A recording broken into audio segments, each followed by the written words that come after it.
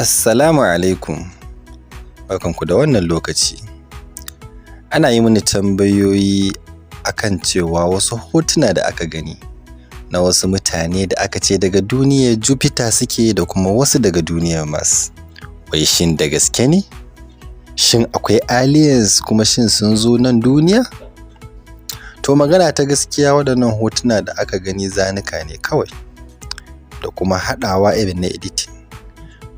Amma babu wasu mutane aliens. Wai masu waye aliens?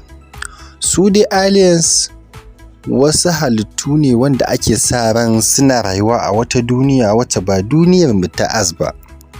Kamar yadda dai malamanmu na geography suka sha faɗa mana cewa akwai duniyoyi daban-daban bayan wannan duniya ta as.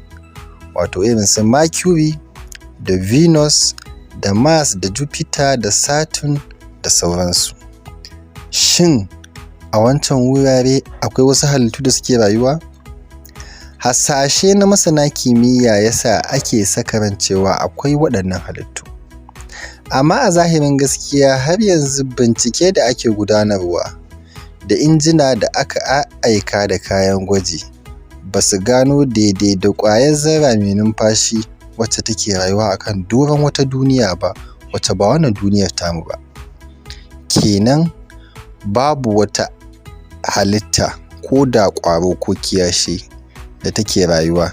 Kai ko bishiya ba a gano tana rayuwa a wata duniya ba da take cikin sararin samaniya banda wannan duniyar tamu ta as. Kenan cewa wasu dabbobi ko wasu halittu sun zo wannan duniya tatsuniya ce kawai. Kuma wannan jawabin ma yana zuwa muku ne daga nan Jupiter.